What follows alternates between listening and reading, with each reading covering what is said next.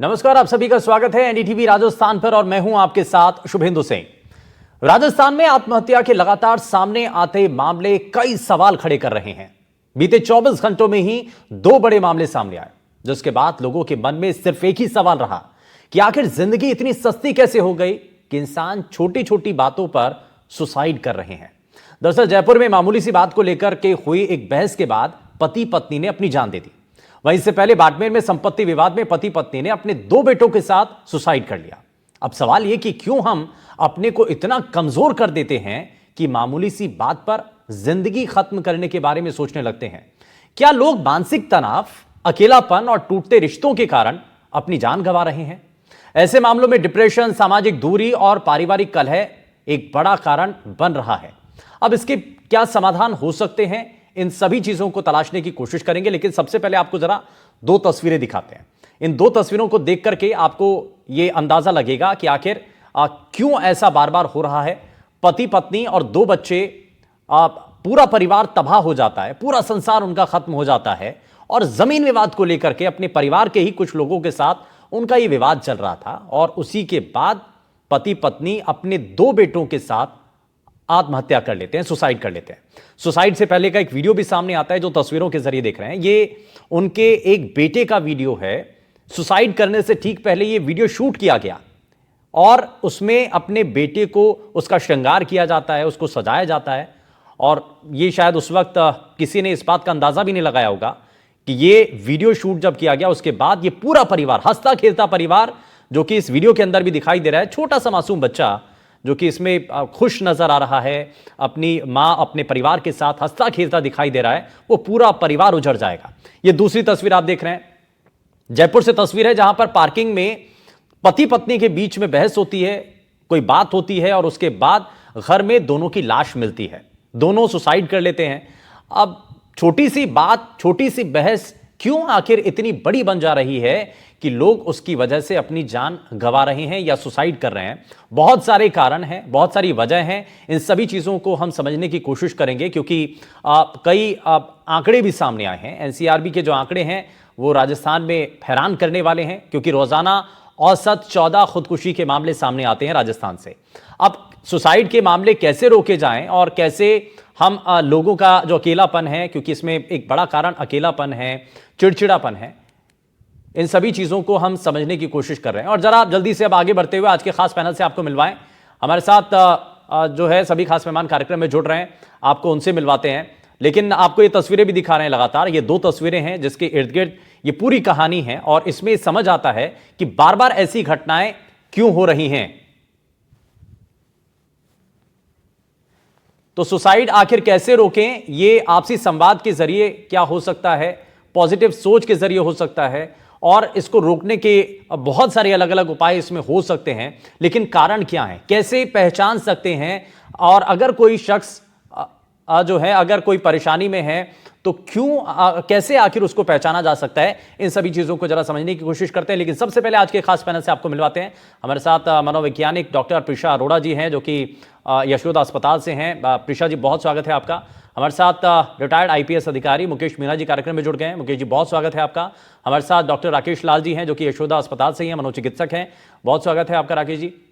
सामाजिक कार्यकर्ता वर्षा गोयल जी हमारे साथ कार्यक्रम में जुड़ गए हैं। वर्षा जी, बहुत स्वागत है आपका।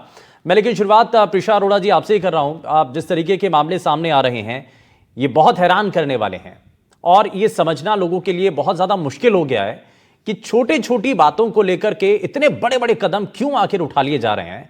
ये छोटी छोटी बातें लोगों की जान पर भारी पड़ रही हैं। क्यों, आखिर क्या कारण है, कैसे पहचाना जाए, ये समझना बहुत जरूरी है। थोड़ा सा इसके बारे में बताइए। एक्चुअली देखिए, मुझे जितना लगता है कि आपस में लोगों को फैमिली में, विद इन फैमिलीज एक सेफ स्पेस नहीं है, जिस वजह से लोग अपनी बातें शेयर नहीं कर पाते एक दूसरे से। तो अगर एक सेफ स्पेस हो जिससे लोग अपनी बातें शेयर कर पाए, एक दूसरे को बता पाए कि उन्हें एक्चुअली में तकलीफ क्या हो रही है, उनको दिमाग दिमाग में क्या है, ऐसी ऐसी बातें आ रही हैं जो उन्हें परेशान कर रही हैं, अगर वो खुले दिल से अपनी बातें बोल पाए, शेयर कर पाए आपस में, तो आपसी बहस जो है वो कम हो सकती है। हम्म। जिस वजह से वर्क प्लेस पे भी अगर जैसे कुछ वर्कलोड है, वहां की फ्रस्ट्रेशन भी अगर घर आके निकाल रहे हैं, आपस में झगड़े हो रहे हैं। तो अगर हम शांति से बैठ के एक दूसरे की बात को समझे, एक दूसरे का पॉइंट ऑफ व्यू समझने की कोशिश करें, तो वो बहुत हेल्प कर सकता है एक दूसरे को समझने में, ये बहस ना होने में, हम्म। जिस वजह से ठीक है, ये ऐसी ऐसी चीजें रुक सकती हैं। रुक सकती हैं, लेकिन क्या ऐसा हो पा रहा है? मैं इसमें राकेश सर को जोड़ रहा हूँ। राकेश जी, हम क्यों नहीं ऐसी घटनाओं को रोक पा रहे हैं? हम क्योंकि हम जब तक सोचते हैं समझते हैं तब तक पता चलता है कि उस शख्स ने जो है ये कदम उठा लिया है। क्या उसको पहले से पहचाना जा सकता है? उनके हाव भाव से, उनकी बॉडी स्टाइल से, लैंग्वेज से कुछ समझ आ सकता है कि भाई कोई मुश्किल में है या मुसीबत में है, शॉर्ट टेम्पर है? ऐसी घटना होने से पहले क्या उसको रोका जा सकता है? शुभेंदु जी, आपने ठीक मेरे से पूछा कि रोका जा सकता है, नहीं जो रोका जा सकता। हम कहते हैं कि सुसाइड इज डेफिनेटली प्रिवेंटेबल। और आप जो बार बार जिक्र करते हैं कि छोटी बातें इज द फाइनल थिंग, मतलब उसका हमें कई उसके पहले ही हमें लक्षण पहचानने हैं। सुसाइड इम्पल्सिव कम होता है, प्लान्ड होता है, और जो फाइनली उसको धक्का देती है, that is what we have to understand. पर उसके पहले हम अगर उसको देखें, मरीज को या जिसने सुसाइड किया है, उसके कई सारे वार्निंग साइंस होते हैं कि उसने कई सारे कदम उठाए हैं जो जिसमें फेलियर हो गए हैं। हाँ। और उसने कई जो है कि कई बार उसने जिक्र किया है कि अब ये तो जिंदगी का कोई कोई फायदा नहीं है, I am not being able to, life is not worth living. And जो रिपीटेड फेलियर से ही ये सब शुरू होता है, उसका मन उदास रहता है, वो थोड़ा सा अकेला रहना पसंद करता है, चुपचाप होता है, किसी से बातचीत नहीं करता। जैसे मैडम ने बात करी, अगर आप लोगों से शेयर कर लें, उसमें काफी काफी आराम रहेगा, काफी अपना मन का जो बोझ है वो निकल जाता है। लेकिन ये लोग है कि एक तरह से उदास होते हैं, चुपचाप होते हैं, कई बारी वो कई चीजों की कोशिश करते हैं, but they are a failure. And आगे उनको लगता है, वो एक्सप्रेस भी करते हैं कि there is no light at the end of the tunnel, उनको अच्छा, एक अंधकार ही अगर अगर अंधकार दिखाई शब्द देता है। शब्द में समझा जा राकेश सर, तो जब हताश हो जाता है इंसान, निराश हो जाता है, जब उसको सामने कोई रास्ता नजर नहीं आ रहा है, तब वो इस तरीके के कदम उठाता है। तो मुझे लगता है कि हाँ जी। ये उस वक्त ये समझने की जरूरत है कि जीवन में बहुत कुछ है अभी। ये सिर्फ एक हार या अगर आपको सामने कोई रास्ता नजर नहीं आ रहा है तो उसके और दूसरे रास्ते हो सकते हैं, लेकिन सिर्फ तलाशने की जरूरत है, हार नहीं माननी है बस। आपने ये ठीक कहा कि और रास्ते ढूंढने चाहिए, लेकिन ये जो बंदा है जिसने भी सुसाइड किया है, उसे कोई रास्ता नहीं नजर आ रहा। मतलब चाहे it can be failure in work, failure in love affair, failure in property, failure in money. उसने अपना सब कुछ एक तरह से खो दिया है, और उसे हम कहते हैं कि कोई लाइट नहीं दिखाई दे रहा। आपने ठीक कहा कि और रास्ते होते हैं। वो अगर लोगों से बात करे, तो कोई वार्तालाप हो, फिर उसे दिखेगा। उसको खुद तो कोई रास्ता नहीं दिखाई दे रहा, but people can help definitely. And ठीक है। इसमें फैमिली सपोर्ट का बहुत ज्यादा इंपॉर्टेंस है। यानी कि कोई भी ऐसा मामला हो तो उसमें परिवार का अगर साथ है, तो इसलिए कहते हैं कि आप बिल्कुल टच में बिल्कुल। ज़रूर रहें। जब थोड़ा सा कनेक्शन टूट जाता है या परिवार से कोई शख्स थोड़ा सा अलग हो जाता है, बातचीत नहीं हो रही है, वहाँ पर ये केसेस थोड़ा सा ज़्यादा हो जाते हैं।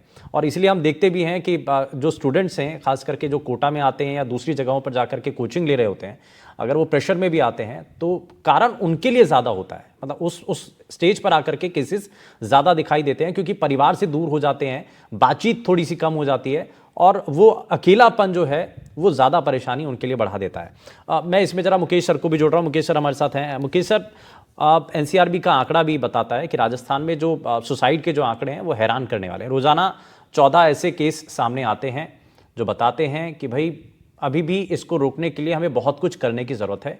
लोगों को सबसे पहले पॉजिटिव रहने की ज़रूरत है क्या? और ये जो आंकड़े हैं, आपने क्योंकि आपका लंबा अनुभव है सर, ऐसे केसेस को लेकर के अमूमन क्या शिकायतें होती हैं?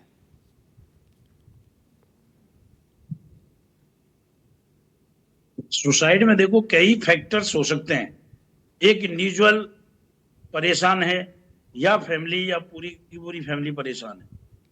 इसमें इशू ये आता है कि वहां से इनफैक्ट अगर आप देखा जाए तो economic factor, social factor, harassment of a person, इसमें इस तरह की जो चीजें आती है उस तरह से। इकोनॉमिक में आप अगर देखेंगे कि आज की तारीख में ये जीवन शैली ऐसी हो चुकी है कि पहले छोटा सा भी रिसोर्स मिलते थे हम खुश रहते थे। एक जमाने में लाइट तक नहीं होती थी, लेकिन अभी तो लाइट भी चाहिए, लाइट के साथ साथ आपको एसी भी चाहिए, आपको पंखा भी चाहिए, आपको कूलर भी चाहिए, आपको सारी सुविधा नहीं है। उसके अलावा अगर आपके रिसोर्स हैं तो आप दे सकते हो, अफोर्ड कर सकते हो बच्चों को, नहीं कर सकते या फैमिली अफोर्ड कर सकते हो। तो इकोनॉमिक जो है कंपैरिजन और एक दूसरे से कि उसके पास है मेरे पास नहीं है, ये भी बहुत बड़ा फैक्टर है। अगर कई बार आप देखे होंगे कई फैमिली सुसाइड करती है इकोनॉमिक फैक्टर से करती है। अरे भाई छोटे आप रिसोर्स से यूज करके दूसरी जगह शिफ्ट करके आप सेटिस्फाई रह सकते हैं। हाँ। लेकिन जरूरी है कि आप उस बड़ी सिटी में ही रहोगे या क्या रहोगे। उसी हिसाब से सोशल है कि सोशल है, अगर बच्चे ने कुछ कर लिया या कुछ बेटी ने कोई दूसरी इंटरकास्ट शादी कर लिया, तो शादी कर ली, उसमें यार इतना हरासमेंट होता है कि हमारा तो ऑनर है। अरे ऑनर किस बात का है? आपके बच्चे के जो भी शादी के जो है पढ़ाई का है, एक बहुत ज्यादा प्रेशर है बच्चों पे कि आप तो नहीं आप उससे कंपेयर करो, वो बच्चा है इतना अच्छा, मतलब देयर आर मेनी फैक्टर्स। इसको प्लस उसके अलावा अगर ये साइकोलॉजिस्ट और मनोवैज्ञानिक ये हमको बताएंगे कि जो मैक्सिमम जो प्रॉब्लम हुई है वो है कि अपने रूट कॉज होम को छोड़ के दूसरी जगह शिफ्ट कर लिए। हाँ। न्यूक्लियर फैमिली हो चुकी है, जॉइंट फैमिली सिस्टम नहीं है, कोई भी पेरेंट्स या कोई भी बुजुर्ग आदमी उनको एडवाइस देने के लिए नहीं है।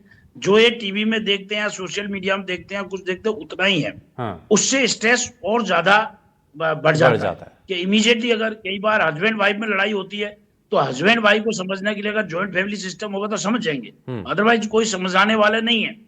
तो इनफैक्ट और एक चीज मैं बता दूं कि जो आदमी का जो नेचर होता है वो कभी भी नहीं सुधर सकता, उसको मैनेज कर सकते हो आप। कोई अगर गुस्सैल है तो गुस्सैल रहेगा, कोई अगर शांत स्वभाव तो पूरी जिंदगी शांत स्वभाव रहेगा, कोई अगर रेशनल रहेगा, कोई अगर इरेशनल रहेगा, पर उसको हमको मैनेज करना है। अगर एक भी फैमिली में इस तरह गुस्सैल का कोई आदमी आ जाता है, उस फैमिली पूरी डिस्टर्ब हो जाती है। ठीक है। इसके लिए मैं ये है कि जो सेंटर्स हैं कुछ, लेकिन सेंटर्स गवर्नमेंट की तरफ से एक स्कीम होनी चाहिए। गवर्नमेंट ने बड़े बड़े हॉस्पिटल्स में तो बना रखे हैं, लेकिन मैं तो कहूंगा चलो पीएससी स्तर पर नहीं, लेकिन जहां जहां सीएससी है वहां पे एक साइकोलॉजिस्ट जरूर होना चाहिए, क्योंकि हर तरह की कई तरह की प्रॉब्लम्स हैं। और प्लस बड़े हॉस्पिटल्स में या ठीक है, और क्योंकि ना इसमें एक चीज और भी है मुकेश सर कि मानसिक तौर पर तनाव लोगों में ज्यादा बन रहा है, और इसीलिए हम देखते हैं, जो आपने बिल्कुल सही कहा सर, कि आजकल जो है अकेलापन जो है वो युवाओं को, खास करके युवाओं को ज़्यादा टारगेट कर रहा है। परिवार से अलग हो जाते हैं, अलग अलग छोटी छोटी फैमिलीज बन रही हैं, जॉइंट फैमिली रही नहीं है, तो ये एक बहुत बड़ा कारण है। वर्षा जी, इसीलिए हम समझ रहे हैं कि सामाजिक ताना बाना क्योंकि बदला है। पहले जॉइंट फैमिली हुआ करती थी, एक साथ सभी लोग रहते थे। परिवार में अगर पति पत्नी के बीच में भी अगर कोई बहस या कोई झगड़ा है तो परिवार के बड़े बुजुर्ग सुलझा लिया करते थे, समझा करके किसी भी तरीके से। अब क्या है, न्यूक्लियर फैमिली है, इंडिपेंडेंट अलग से रह रहे हैं, फ्लैट में रह रहे हैं, कहीं ज़्यादा बातचीत नहीं है, परिवार के लोगों से दूरी है, तो वहाँ पर उस छोटी छोटी अनबन को या छोटी बहस जो है वो बाद में इतनी बड़ी बन जाती है कि जीवन खत्म होने तक की बात आ जाती है। बिल्कुल शुभेंदु जी, मैं आपकी बात से बिल्कुल सहमत हूँ कि अब छोटी फैमिलीज होने से पारिवारिक तनाव बहुत ज्यादा बढ़ गए हैं। पहले भी ऐसा नहीं था कि पहले लोगों के ऊपर काम का प्रेशर नहीं था, बिजनेस का प्रेशर नहीं था, जिंदगी वैसे ही थी। लेकिन जब घर पे आते थे ऑफिस से तो उनको पता होता था पिता के पास बैठे, माँ के पास बैठे, कुछ अपनी ऑफिस की बातें करी, कुछ अपनी परेशानी शेयर करी, तो दफ्तर के शेयरिंग हुई तो माँ बाप सुनते थे, भाई बहन सुनते थे, ताऊ ताई सुनते थे।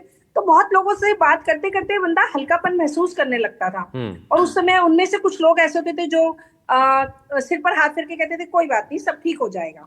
और सेम चीज पत्नी के साथ होती थी कि वो दिन भर अगर घर में कुछ परेशान है तो उसके पास इतने सपोर्ट सिस्टम होता था, इतने लोग होते थे कि उनसे बात करके वो हल्की हो चुकी होती थी। और आप एक चीज याद करिएगा कि पहले पान की दुकानों पे, कॉफी शॉप्स में लोग मिलते थे, अपने दिल की बातें करते थे और हल्का फील करते थे। आजकल क्या है कि वो पल मुझे लगता है कि गुम हो गए हैं। हम कभी भी मिलने की सोचते हैं तो हम पहले ये सोचते हैं कितना खर्चा हो जाएगा। अब खाली एक चाय के कप पे मेलजोल नहीं होता। हर एक आदमी सोचता है कि यार मैं लोगों को बुलाऊंगा अपने घर तो मुझे पिज्जा भी मंगाना पड़ेगा, मुझे एक जो मुकेश सर ने कहा कि लाइफस्टाइल, हम लाइफस्टाइल के पीछे इतना भाग रहे हैं कि हम ये नहीं देख रहे कि लाइफस्टाइल हमारे परिवार में विवाद ला रहा है, हमें मानसिक तनाव में डाल रहा है। पहले भी लोग सीमित आय में बहुत अच्छा घर चलाते थे, सारा काम चलता था। हाँ। लेकिन अब कोई सीमित आय में रहना नहीं चाहता क्योंकि उसकी उम्मीदें बहुत बढ़ गई हैं, उसको आईफोन भी चाहिए, उसको और अपने घर दूसरा में एक चीज टीवी और भी हम चाहिए। देख रहे हैं कि सोशल रहने का पहले तरीका था कि लोगों से 1 to 1 जाकर के बातचीत हुआ करती थी, लोगों के घर जाया करते थे। लेकिन आजकल क्या है, फोन के जरिए बात हो गई और सोशल मीडिया पर जो लोग आपके साथ हैं उसको आपने अपने आप को सोशल मान लिया। ये जो सबसे बड़ा भ्रम है। और कहीं ना कहीं मुझे लगता है कि आजकल हम शेयरिंग भी हम लोगों ने कम कर दी है। हमें लगता है कि कोई हमारा मजाक उड़ाएगा या वो आगे उस बात को फैला देगा, तो शेयरिंग भी बहुत कम हो गई है। हमारी सिर्फ शेयरिंग अच्छे लाइफस्टाइल पे या मैं क्या हूँ बस उस तक रह गई है। हर आदमी को लगता है कि मैं अपने घर की कोई बात शेयर करूंगा या अपनी, तो लोग मेरी हेल्प करने की बजाय मेरा मजाक उड़ाएंगे। और दूसरी बात देखिए, जो बच्चे वाली जो हुआ है कि भाई उसका श्रृंगार करके वीडियो, तो मेरे को लगता है कहीं ना कहीं एक साइकोलॉजी देखिए आप, कि उन्हें पता है कि हम सुसाइड करने जा रहे हैं उसके बाद भी, तो सोशल मीडिया का कितना बड़ा इम्पैक्ट है कि वो वीडियो बना रहे हैं, तो एक फ्रस्ट्रेशन और सोशल मीडिया पे शेयरिंग। तो मुझे लगता है कि सोशल मीडिया की वजह से परिवार जो छोटे हो गए हैं, जो शेयरिंग करने की हमारी वो खत्म हो गई है, और हमें लगता है कि हम लोगों के यहाँ जाएंगे या लोगों को बुलाएंगे तो हमारा खर्चा बहुत ज्यादा होगा, तो मेल जोल के पल कम हो गए हैं। और दूसरी बात जो मुकेश सर ने कहा कि साइकोलॉजी, अगर हम देख रहे हैं कि हमारे आसपास इतना मानसिक तनाव बढ़ रहा है, तो हॉस्पिटल के साथ साथ मुझे लगता है कॉलेजेस में, क्योंकि यंगस्टर जो यंग बच्चे बच्चियां हैं जो आगे आने वाले टाइम में जिनको वर्क प्लेस से भी मानसिक तनाव सहना पड़ेगा, शादियां होंगी तो परिवार का भी तनाव सहना पड़ेगा, तो मुझे लगता है कि कॉलेजेस में थोड़ा सा स्ट्रांग बनाने, इमोशनली थोड़ा सा स्ट्रांग बनाने की जरूरत है। आपको कॉलेज से ही स्ट्रांग बनाने की प्रतिक्रिया स्टार्ट हो जानी चाहिए। क्योंकि कॉलेज की एक लाइफ ऐसी है जहाँ पे आपको तैयार किया जाता है क्योंकि आने वाली जिंदगी के लिए, कि आप आने वाली जिंदगी में प्रवेश करेंगे, आपका कैरियर, आपका परिवार, आपके बच्चे, यहाँ से आपकी यात्रा शुरू होती है। तो मुझे लगता है कॉलेजेस में साइकोलॉजिस्ट का होना, यानी कि शुरुआत से बच्चों को तैयार करने की जरूरत है। अब जो है मेलजोल उनका बढ़ा करके रखने की जरूरत है। आप परिवार के दूसरे लोगों से आप उनको मिलाएं जुलाएं, है ना, थोड़ा आना जाना जरूर करें, तो उससे थोड़ा सा जो चीज़ें हैं थोड़ा नॉर्मल हो सकती है। मैं इसमें राकेश सर को वापस से जोड़ रहा हूँ। राकेश सर, एक चीज़ हम ये देख रहे हैं कि अक्सर जो जितने परिवार में कलह होते हैं, या उसके पीछे एक कारण जो है वो गुस्सा होता है कि इंसान सामने वाला भी बोलता है कि भाई मैंने गुस्से में आकर के ये कदम उठा लिया, या मैं उस वक्त गुस्से में था और इस वजह से ये हो गया, शायद मैं गुस्सा नहीं करता तो ऐसा नहीं होता। तो शॉर्ट टेम्पर की एक परेशानी आज के टाइम पर बहुत सारे कारणों का जो है बहुत वजह बन रही है। हम रोड रेज के जो केसेस देखते हैं उसमें शॉर्ट टेम्पर या बहुत जल्दी गुस्सा आना एक बड़ा कारण है। तो इस बड़ी लड़ाई से कैसे निपटा जाए? शॉर्ट टेम्पर जैसे जो लोग हैं जिनको कहा जाता है कि भाई बहुत जल्दी गुस्सा आ जाता है, कैसे उसको टैकल किया जाए, कैसे पहचान की जाए और क्या उसका सॉल्यूशन हो सकता है?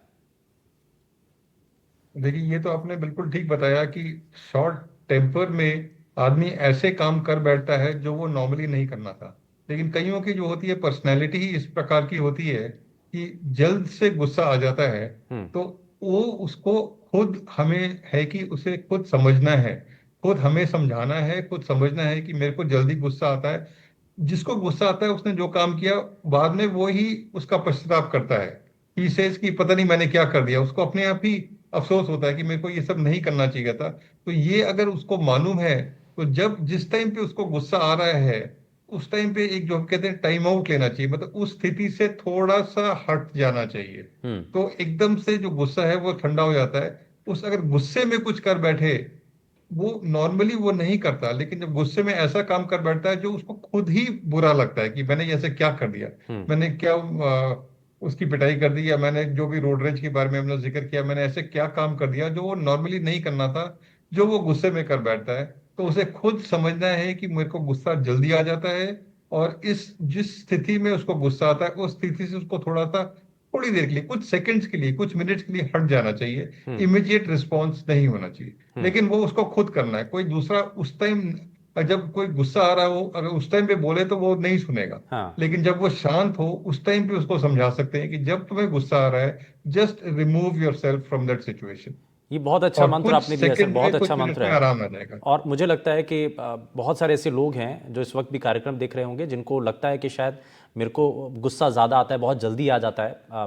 तो ऐसे लोगों के लिए बहुत अच्छी तरीका यही है कि भाई आपको पता ही है कि आपको गुस्सा आ रहा है, तो उस वक्त आप उस समय उस जगह को छोड़ दें या वहाँ पर अपने आप को थोड़ा सा शांत करने की कोशिश करें, ताकि आगे आपको कभी रिग्रेट ना करना पड़े, कभी आपको ये ना हो महसूस हो कि भाई शायद मैं उस वक्त अगर गुस्सा नहीं करता या मैं वहाँ पर उस वक्त मौजूद नहीं होता तो ये इतनी बड़ी घटना नहीं होती। मैं इसमें वापस से मुकेश सर को जोड़ रहा हूँ। मुकेश सर, हम देख रहे हैं छोटे छोटे बच्चे, उनको लेकर के उनकी अलग परेशानी है, जो कॉलेजेस में पढ़ रहे हैं, स्कूल में पढ़ रहे हैं, उनकी अलग चैलेंजेस हैं, पढ़ाई का प्रेशर बहुत ज़्यादा है, नौकरी पेशा लोगों के लिए अपना कामकाज को लेकर के बड़ा प्रेशर है, घर की जो महिलाएं हैं हम अगर सोचें तो उनका भी अलग से प्रेशर है, भाई सास बहू के बीच में कुछ अनबन है या अलग अलग कारण हो सकते हैं, तो हर कोई प्रेशर में है, परेशानी में है। तो इसका सबसे अच्छा समाधान क्या हो सकता है? और आपने इस लंबे समय के अंदर सर ऐसे जो केसेस देखे हैं तो उसमें क्या नज़र पाया है आपने, और क्या इसमें करने की ज़रूरत है? ऐसे केसेस को देख करके आपका अनुभव क्या कहता है सर?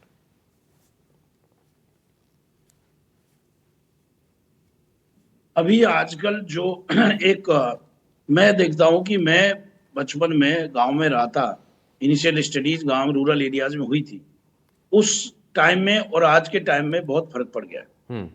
पहले बच्चे भी काम करते थे, बुजुर्ग भी काम करते थे, महिला भी काम करते, सारे काम करते थे।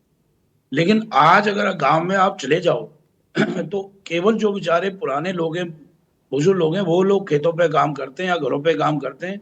जो आज की जनरेशन है, जो बच्चे हैं, चाहे स्कूल में पढ़े चाहे कॉलेज पढ़े, घर जाके बिल्कुल काम नहीं करते। और एक बहुत बड़ी समस्या एक हुई है, वो है शराब की।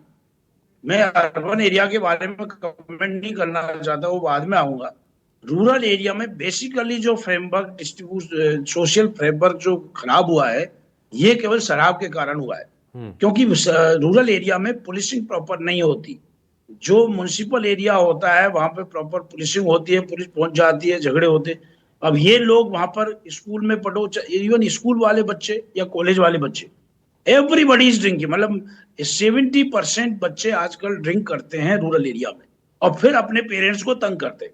और जब अगर प्रॉब्लम नहीं करते तो वो सुसाइड कर लेते हैं, खुद सुसाइड कर लेते हैं, दूसरे का मर्डर करते हैं, कुछ भी करते हैं। तो एक तो बहुत बड़ी समस्या है कि अगर हम गवर्नमेंट चाहे तो म्युनिसिपल एरियाज में ही केवल आप लिकर डिस्ट्रीब्यूशन करें, उनकी शॉप खोलें, रूरल एरिया से इसको बिल्कुल हटा दें, क्योंकि रूरल सोशल फ्रेमवर्क बिल्कुल खराब हो चुका है। हमारे टाइम में इतना अच्छा था, हम कहीं भी सो जाते थे, कहीं भी खेलते थे, कोई दिक्कत नहीं। आजकल रात में 7 बजे 6 बजे बाद निकलना बड़ा मुश्किल हो गया गांव में, बहुत बुरा हाल है। इसके अलावा ऐसी अर्बन एरिया में स्कूल्स और कॉलेजेस में एक लिकर के अलावा एक भयंकर एक ड्रग की समस्या हो गई है। हर जगह ड्रग मिलती है, कॉलेज में और स्कूल्स में मिल जाती है। उसमें बच्चे बिगड़ जाते हैं, उसके बाद पेरेंट्स को प्रेशर डालते हैं, अब वही बाद में कोई ना कोई सुसाइड करता है या कोई ना कोई झगड़ा होता है। तो इस तरह की बातें, प्लस जैसे आपने बोला कि हाउस वाइफ के बारे में, बच्चे जो फैमिली रहती है, यस तनाव में तो हर कोई है, लेकिन इस तनाव से आपको निकलना है, आपको सोल्यूशन ढूंढना है। सोल्यूशन इसीलिए ढूंढना है कि जैसे कि हमारे कुलीग ने बताया, मनोवैज्ञानिकों ने बताया कि आपको अगर कोई समस्या है तो इमीडिएटली आपको या तो फैमिली में डिस्कस करें या कोई अपने जानकार फ्रेंड से डिस्कस करें, और अगर ज्यादा समस्या है तो साइकोलॉजी डिस्कस करें। और जितने मनोवैज्ञानिक होंगे ज्यादा के ज्यादा, कॉलेजेस में, स्कूल्स में, आप सीएससी में, डिस्ट्रिक्ट हॉस्पिटल, बहुत बड़ा सेटअप होना चाहिए। क्योंकि प्रॉपर गाइडेंस अगर मिल जाती है तो अच्छी से अच्छी जो समस्या, जो सुसाइड करने वाला बच्चा भी वो है, क्योंकि बहुत प्रॉब्लम है। बिल्कुल। और मुकेश सर, जिस लिहाज से केसेस बढ़ रहे हैं, ये तो और चिंता की बात है।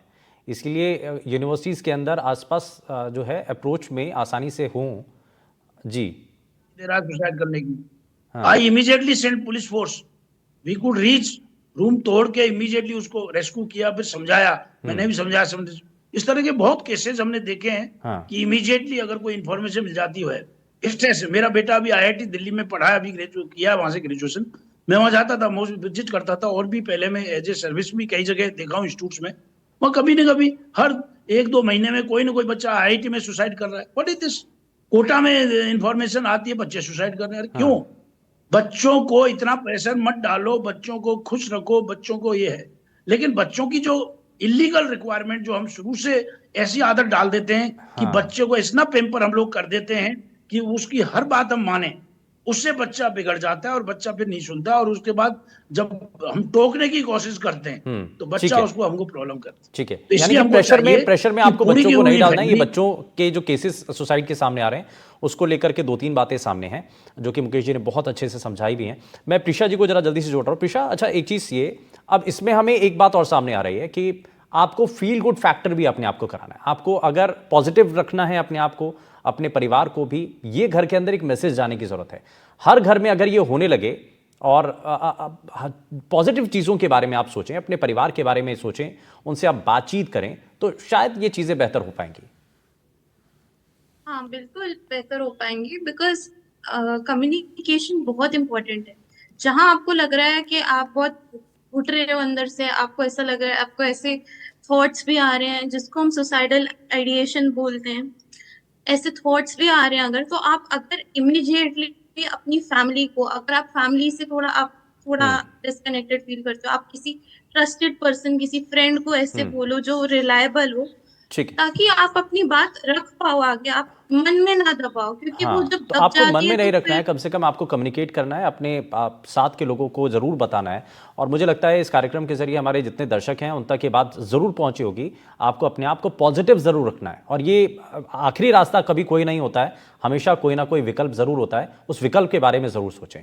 बहुत शुक्रिया सभी का हमारे साथ कार्यक्रम में जुड़ने के लिए, अपने कीमती समय देने के लिए। लेकिन बहुत सारी चीज़ें हैं, ज़िंदगी क्योंकि एक ही बार मिलती है और उसके बाद कब मिलेगी ये पता नहीं, तो इसलिए ज़िंदगी फिर से कब मिलेगी इसको लेकर के हमेशा संशय रहता है, और आपको अपने आप के बारे में बहुत ध्यान रखने की जरूरत है। रुक रहे एक छोटे से ब्रेक के लिए, कहीं मत जाएगा, बने रहिए एनडीटीवी राजस्थान के साथ। नमस्कार।